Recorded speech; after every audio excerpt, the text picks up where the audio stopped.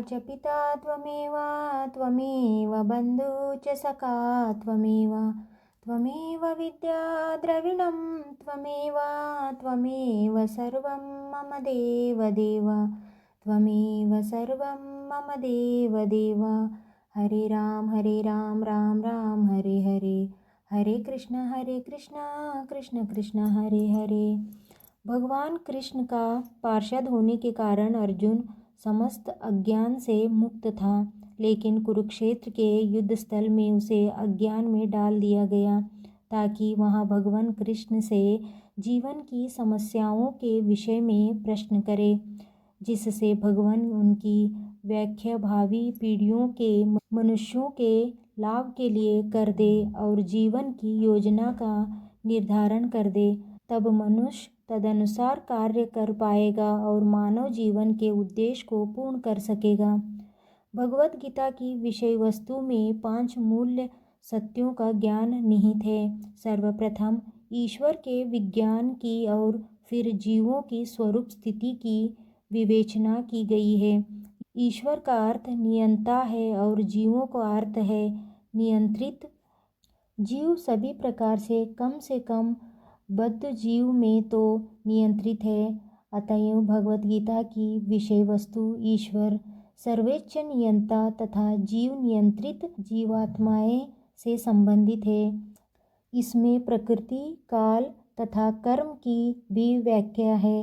यहाँ दृश्य जगत विभिन्न कार्यकलापों से ओतप्रोत है। सारे जीव भिन्न भिन्न कार्यों में लगे हुए हैं।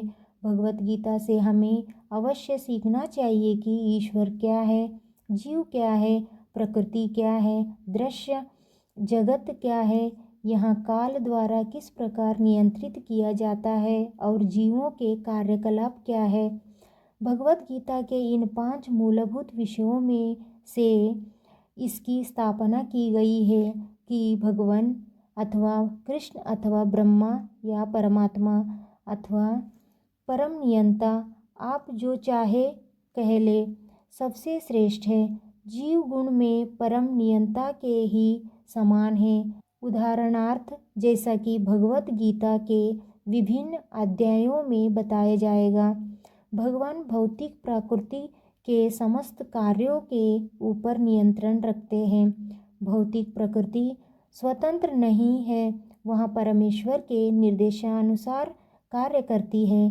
जैसा कि भगवान कृष्ण कहते हैं, मायाध्यक्षेण प्रकृतिः सूयते सचराचरम्। भौतिक प्रकृति मेरे निर्देशानुसार कार्य करती है।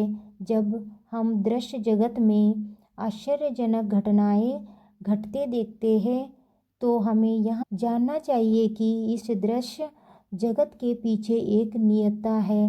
बिना नियंत्रण के किसी का प्रकट होना संभव नहीं। नियंता को न मानना बचपना है। उदाहरणार्थ एक बालक सोच सकता है कि स्वतोचलित यान विचित्र होता है, क्योंकि यहाँ बिना घोड़े के या खींचने वाले पशु से चलता है, किंतु अभिज्ञ व्यक्ति स्वतोचलित यान की अभियांत्रिक व्यवस्था से परिचित होता है। वह सदैव जानता है कि इस यंत्र के पीछे एक व्यक्ति, एक चालक होता है। इसी प्रकार परमेश्वर वह चालक है, सब कार्य हो रहा है। भगवान ने जीवों को अपने अंश रूप में स्वीकार किया है, जैसा कि हम अगले अध्यायों में देखेंगे।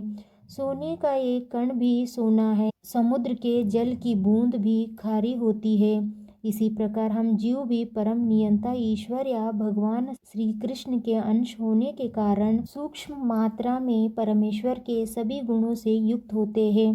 क्योंकि हम सूक्ष्म ईश्वर या अधीनस्थ ईश्वर है, हम प्रकृति पर नियंत्रण करने का प्रयास कर रहे हैं।